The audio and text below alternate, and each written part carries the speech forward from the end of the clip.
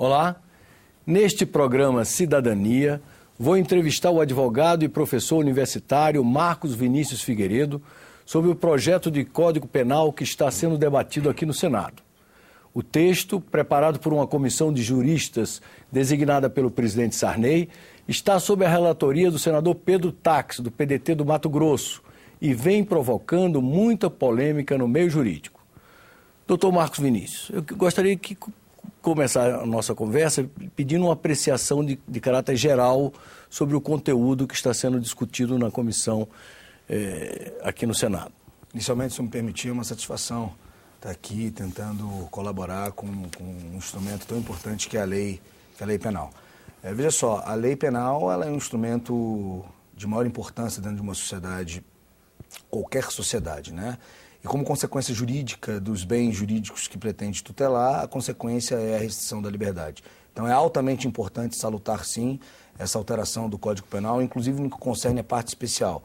A sociedade se modernizou, os meios se modernizaram, os crimes se modernizaram e a parte especial precisa se adequar a esse novo anseio social. Um exemplo disso são os crimes cibernéticos, a questão do terrorismo, ultimamente essa celeuma que gira em torno do aborto e outras mais. E vamos aos temas mais polêmicos. A questão do aborto, para começar por, talvez você tenha aí um contexto, os religiosos tendem a rejeitar qualquer modificação na lei. O Supremo Tribunal Federal recentemente avançou na jurisprudência ao permitir o aborto dos bebês anencéfalos. A comissão está avançando, digamos, na questão do aborto ao autorizá-lo até a 12ª semana de gestação, se o médico ou psicólogo atestar que a mãe não tem condições de arcar com a maternidade. Assim também reconhecendo a jurisprudência do Supremo e também admitindo o aborto nos casos de feto anencéfalo. Como é que você vê essa questão? É um tema bastante polêmico. O artigo 128 hoje do Código Penal é que tutela a questão do aborto. É preciso ter em mente que a função do direito penal é tutelar bens jurídicos que outros ramos do direito não conseguiram fazer, tá? Ou conseguiram proteger. Então, o aborto ele tem como bem jurídico tutelado a vida uterina. Os religiosos já se ressentem com a nova lei, com a nossa lei penal, que é de 1940, no sentido de que hoje o aborto ele pode ser praticado em 3 hipóteses com a concepção jurisprudencial trazida pelo Supremo Tribunal Federal. A primeira delas é em razão de crime de estupro, a segunda em razão de perigo de vida da mulher e a terceira em razão do feto anencéfalo. Hoje, o Supremo Tribunal Federal, nessa terceira hipótese, estabelecendo uma interpretação conforme, de acordo com o artigo 5º e 3º da Constituição Federal, permitem, então, né, que, nesses casos, o aborto seja praticado. Na minha visão, de forma perfeitamente correta. Eu penso, com todo respeito à comunidade religiosa, que essa concepção ela deve ser tratada no âmbito eminentemente técnico e, logicamente, da vontade social. Agora, se você me permitir uma colocação, nessa hipótese, talvez, é preciso que se reflita um pouco mais, porque quem dispõe do direito à vida uterina é a mulher. Então, me parece que o legislador precisa ter um pouco mais de cuidado quando diz que esse poder vai se transferir para o médico ou para a enfermeira que atestarem que a mulher grávida não tem a condição de cuidar, então, Essa é uma questão também, porque se não deveria ser uma decisão da mulher? Sempre, sempre. Eu entendo que o aborto ele tem que ser uma decisão da mulher. Inclusive, nesse julgado que nós tivemos ano passado, com relação ao aborto anencéfalo, isso ficou consignado perfeitamente no voto de todos os ministros. Que a vontade tem que ser da mulher. A vontade, nesse caso, é soberana da mulher. Muito bem. Outro tema novo, introduzido no texto que está sendo discutido aqui no Senado, é o chamado bullying. Você acha que essa é uma questão pacífica hoje, no meio jurídico, de que há que gravar, há que tipificar esse crime? Eu acho que qualquer tipo de conduta social, Armando, que afronte a dignidade da pessoa humana, ela deve ser tutelada. Eu não sei se o bullying passou a existir ou já existia. Eu acho que ele já existia e as pessoas começaram a tomar um conhecimento agora, mais recentemente. Concordo, sim, acho que tem que ser tutelado, sim. Isso, o bullying traz uma outra questão, porque ele às vezes se dá entre menores e às vezes até crianças na escola. E a pena que está prevista aqui no projeto é de 1 a 4 anos de prisão. Como aplicar uma pena de prisão a uma criança, mesmo que ela esteja cometendo uma atitude cruel com o seu companheiro de sala, com o seu companheiro de escola, quer dizer... Veja só, o Código Penal não vai ser aplicado aos menores, né? Os menores são inimputáveis e aí isso fica no âmbito da Lei 8.069, Estatuto da Criança e Adolescente. Os menores de 16 anos, em razão da maioridade, são inimputáveis, logo não cometem essa conduta típica. Mas, por outro lado, se eles fossem responder por uma infração antissocial, e aí ela seria antissocial porque ela está descrita no Código Penal, é preciso analisar se há ou não tipicidade nesse sentido. Porque crianças brincam umas com as outras, e é preciso verificar se ela vai ou não incidir no elementar do tipo, levando em consideração que ela não vai responder pela pena de 1 a 4 anos. E os pais dessa criança respondem indiretamente por isso? Excelente a pergunta. Nunca, jamais e nem poderiam, pela nossa Constituição. A responsabilidade penal ela é subjetiva e pessoal. Hoje o Código Penal ele só estabelece 2 hipóteses em que um terceiro pudesse responder. São as penas de perda de bens e valores e prestação pecuniária. Agora, a responsabilidade penal, além de ser subjetiva, ela é personalíssima. Nenhum pai pode responder por crime praticado por terceiro, ainda que sejam seus filhos. Na esfera civil, sim, há responsabilização civil, mas na esfera penal não há possibilidade dessa responsabilização, desse tipo de responsabilidade. E me parece que se o Código prevê, ele nasce nesse tópico específico inconstitucional. E como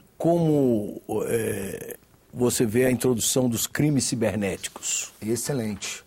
É uma alteração altamente necessária, porque hoje os criminosos têm usado muito desse caminho, desse instrumento, para praticar crimes. Um exemplo disso são as divulgações de conversas que são paralelas, privadas, fotos, filmes e mais. Os crimes contra a instituição financeira, né, de cartões e etc. Então, hoje a internet, hoje o meio eletrônico, ele é sim um instrumento, é um caminho para a prática do crime, razão pela qual é bastante salutar a parte especial enfrentar esse tema. Pelo novo texto, a intrusão informática, como se chama, ou seja, quem invadir um site, mesmo que não divulgue os dados ali presentes, estaria possível de receber uma pena de 6 meses a 1 ano de prisão. Será que essa dosimetria não está exagerada, não? Quer dizer, um hacker que entra, invade, mas que não produz um malefício concreto, poderia ser apenado a isso? Eu concordo estritamente com o senhor. Veja só, o direito penal ele deve trabalhar com um perigo concreto, não com um perigo abstrato.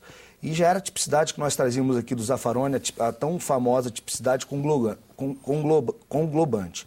Diante do princípio da ultima ratio, o direito penal ele só deve ser chamado quando os outros ramos não conseguirem efetivamente eliminar as agonias sociais. Então me parece que se ele invade o site, mas não traz nenhum tipo de prejuízo e nem divulga nenhum tipo de informação, parece que talvez pudesse ser revisto. Agora, por outro lado, é preciso ter em mente que o legislador me parece que está tratando esse crime como crime formal, né? Ou crime de mera conduta. O simples fato de você invadir a esfera de um outro site geraria, então, um crime. Então, é preciso tomar cuidado, porque me parece que ele trabalha esse crime como crime formal. E aí, um exemplo claro para que as pessoas tentem compreender, aqueles que nos assistem e não tenham conhecimento específico da área, é o crime de invasão de domicílio, né?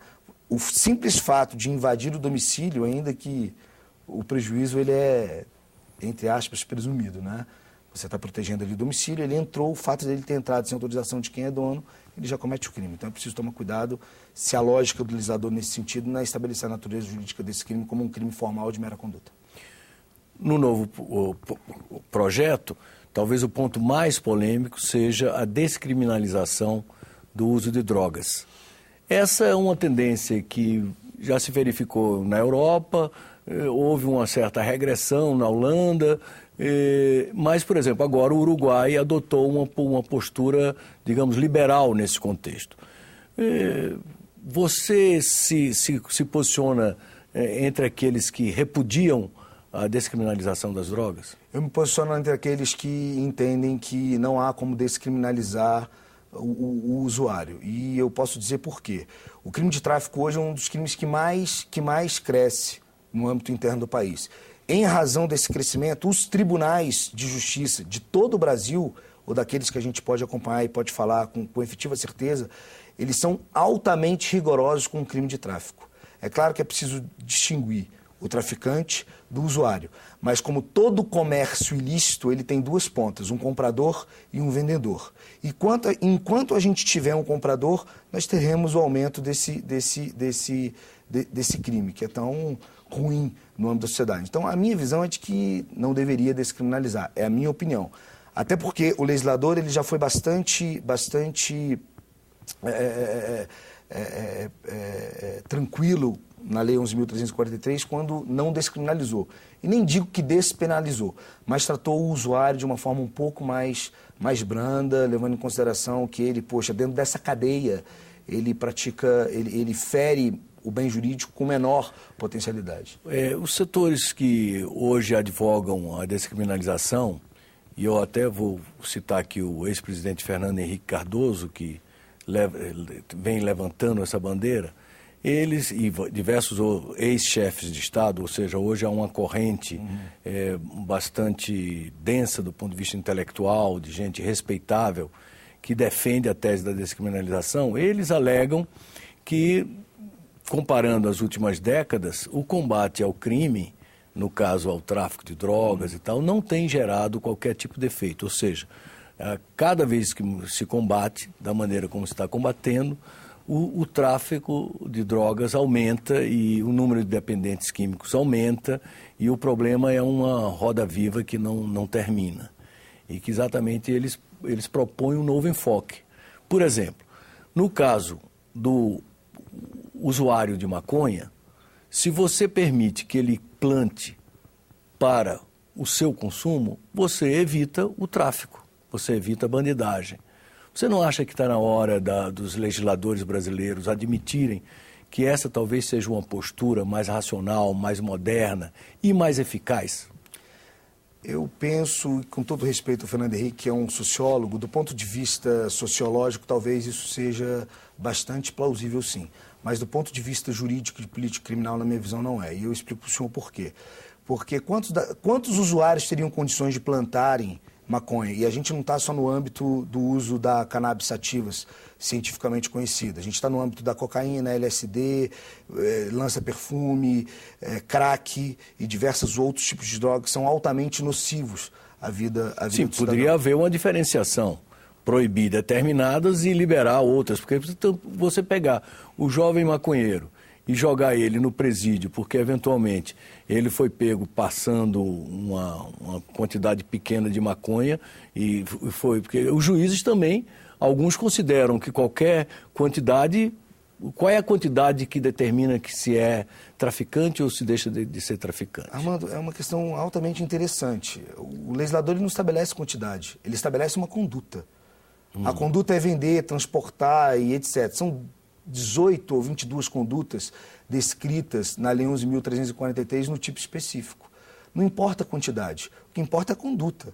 Agora, é claro que você não pode tratar o traficante habitual com aquele traficante que foi uma vez na cadeia, no sistema penitenciário, e levou lá uma trouxinha de maconha. Mas isso integra elementar do tipo penal. E diante de um princípio da legalidade estrita que rege o direito penal, não há possibilidade do Estado dizer não, eu não vou punir. É claro que tem que ver de uma forma diferente, concordo com o senhor. Desde que o Estado ele intervenha, implemente políticas sociais para que você consiga minimizar essa cadeia. E aí, então, só após uma intervenção plena do Estado no que concerne a esse tipo de crime, eu teria condições de avaliar se sou ou não a favor da legalização do uso. Levando em consideração que quem usa hoje não vai para a cadeia. Porque se você na verdade, essa é uma visão nitidamente conservadora. Porque se você hoje vê os laudos médicos e compara os malefícios que a bebida alcoólica faz no âmbito da sociedade, com a agressividade enorme no seio doméstico, com violência doméstica contra a mulher, homicídios nas ruas em decorrência do alto teor etílico ingerido. E se você compara, por exemplo, os efeitos nocivos que existem, de fato, da marihuana, da maconha, por que essa hipocrisia social? Por que, então, não gravar a bebida alcoólica? O senhor está falando com a liberação do uso com relação à maconha, não com relação aos demais. Não, o que eu estou dizendo é o seguinte, alega-se ou impõe-se uma visão conservadora em relação à maconha, não estou falando da maconha especificamente, e permite-se o álcool, que é muito mais nocivo do ponto de vista da sociedade. Eu entendo que todos eles sejam nocivos, até porque eu não bebo nem fumo. E não é por isso que entendo que um deva ser proibido ou não. O que importa é que o Estado ele estabelece que a maconha ela é um comércio ilícito, ela é uma substância ilícita. Mas é isso que está sendo discutido. Exatamente. Se o Congresso Nacional, que é o órgão soberano próprio indicado para fazer as leis, resolve modificar essa visão... A soberania popular, como a gente havia discutido antes de começar o programa, ela é soberana e a Constituição Federal protege. Isso não significa dizer que eu tenho que acompanhar. Hoje eu digo ao senhor que diante da dinâmica... Não, aprovada a lei, todos nós temos que acompanhar. A lei é feita para todos. Cumprir é uma coisa, aceitá-la é outra. Eu tenho que cumprir e respeitar. Agora, entender se essa dinâmica ela é ou não eficiente ou louvável, aí é uma questão de cada um, e dentro do Estado Democrático de Direito eu tenho esse direito também de discordar. Eu entendo que hoje,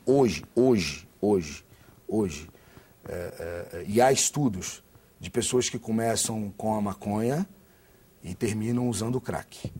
Então, há estudos que dizem que a pessoa que começa tomando uma cervejinha termina no crack. Mas aí, infelizmente, então vamos proibir o uso do álcool.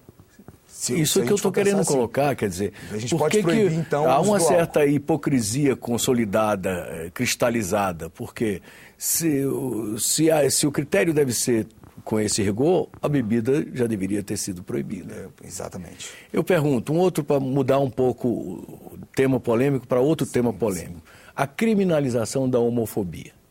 Né? Há uns setores religiosos que acham que criminalizar a homofobia fere os princípios doutrinários de sua própria religião ou seita, e há uma reação grande, inclusive aqui no Parlamento. Esse debate já vem sendo feito há algum tempo. No entanto, há segmentos hoje também, nas sociedades modernas, que reivindicam a liberdade de dispor do seu corpo da maneira como quiser. Como é que você vê essa questão? Respeito altamente pessoas que, diante do mesmo sexo, encontram o amor e o sentido da vida numa outra pessoa que seja do mesmo sexo. E acompanho parte do brilhante voto emitido pelo ministro Aires Brito nesse sentido, né, dizendo que as pessoas devem ser felizes de acordo com as suas convicções ideológicas. E se um homem e uma mulher encontram plenitude no amor, por que não outro homem com outro homem, outra mulher com outra mulher? E aí, estabelecendo a mesma interpretação, tendo como paradigma no artigo 3º da Constituição Federal, o princípio da dignidade da pessoa humana, não sou contra não, respeito muito as pessoas que dentro de uma mesma concepção sexual, sem dispor do corpo, a questão não é essa, a questão é de ideologia interna, né? Sejam felizes vendo o amor ou exercendo o amor e vivendo o amor com uma pessoa do outro sexo. Então, nenhum de nós pode desrespeitar, na minha visão, essa concepção. Também entendo que não pode existir aí uma intervenção religiosa, né? Então, sou a favor, sim, embora a lei hoje ela já estabeleça nos artigos 139, 138, 140 essa proteção. Nenhuma pessoa... Agora, pelo novo texto, passaria a valer para a homofobia a mesma pena de racismo, 2 a 5 anos de prisão, além de se tornar crime imprescritível e inafiançável. A pena por homicídio, lesão corporal, tortura e injúria seria aumentado caso a motivação fosse o preconceito homofóbico. O racismo ele tem como bem jurídico a concepção cultural, sociológica, ideológica do cidadão. Eu não sei se a homofobia ela se gerenciaria no âmbito do crime de racismo, mas eu sou a favor da lei. Não sei se no âmbito do racismo, com imprescritibilidade, etc. Mas sou a favor da lei, sim. Nesse sentido, sou. Finalmente, outra questão nova, digamos assim, que está sendo introduzida no Código, é o tratamento dado ao terrorismo, né? Hoje não há um crime específico, né? E ficaria o terrorismo descrito como comportamentos motivados por ódio e preconceito e que causem terror à população, além de forçar a autoridade a contrariar a lei, viraria crime. Essa é uma questão pacífica. Sem sombra de dúvidas. Já estava passando do tempo, uma sociedade moderna, vamos viver aí a Copa do Mundo. Me parece que a polêmica é com relação à pena, de 8 a 15 anos. Se seria uma pena alta, uma pena baixa. Hoje eu digo ao senhor que não acho que seria uma pena tão baixa, não. Se a gente partir do pressuposto que o crime de homicídio simples, ele gerencia uma pena de reclusão de 6 a 20 anos. E a pena mínima logo de cara é de 8 anos. Então a polêmica me parece só que com relação à pena, mas quanto à conduta típica, de jeito nenhum, acho que é pacífico. É necessário que o Código Penal adeque o terrorismo, inclusive com essa evolução social, século XXI, as fronteiras caíram, né? Nós temos acesso aos países estrangeiros, os países estrangeiros têm acesso a nós, e dentro dessa dinâmica acho importantíssimo que o legislador já estava até passando do tempo a criação desse crime, acho que é bastante louvável. Outro tema, novidade dentro do projeto é o tratamento dado àqueles que maltratam animais. Isso também vem gerando uma certa discussão, o pessoal, tem gente achando que há um exagero. Como é que você vê essa questão? Não, os próprios operadores, o próprio Luiz Flávio Gomes, ele já entende que isso tem que ser reformulado, claro. É importante que tenha, sim, essa conduta típica, só levando em consideração a pena, né? Hoje me parece que na concepção consignada no Código, maus tratos a animais gera uma reprimenda, uma consequência jurídica maior do que maus tratos hoje a são pessoa. Punidos com 3 meses a 1 ano de prisão. Isso. E na proposta que está sendo discutida, o abandono passaria a ser crime com pena de 1 a 4 anos de prisão, e sendo que a pena para maus tratos quadruplicaria. Exatamente. Então ela fica uma pena maior do que aquelas de maus tratos ou abandono da criança, por exemplo, que está nos artigos subsequentes aí do projeto. Mas isso é uma questão de correção. Isso é uma questão de correção que eu acho que a turma que projetou o código vai levar em consideração. Tenho certeza que sim, são pessoas capacitadas, altamente técnicas e acho que isso é uma questão só de correção. E como você vê essa crítica genérica de alguns setores que dizem que o projeto é tão ruim que não dá para ser aproveitado, tem que ser ignorado? Não acho que o projeto é tão ruim. Acho sim que deve existir algumas modificações, sim, algumas reflexões, mas não acho que o projeto é tão ruim, não. Eu respeito toda opinião que é vinda em relação ao código, eu respeito, ainda mais aqueles que são também expoentes na área. Então, eu não estaria aqui habilitado a questionar aqueles que questionam o código. Eu estou habilitado a dizer que sim, que o código ele tem que existir, acho que é um bom projeto, sim, digno de vários elogios e digno de algumas reflexões, mas digno de vários elogios. Muito obrigado pela entrevista. Satisfação.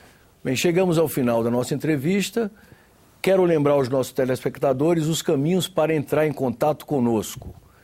Enviar os comentários, críticas ou sugestões. Basta ligar para o Alô Senado no número 0800 61 2211 ou acessar o nosso portal na internet www.senado.gov.br/TV. Até um próximo Cidadania aqui na TV Senado.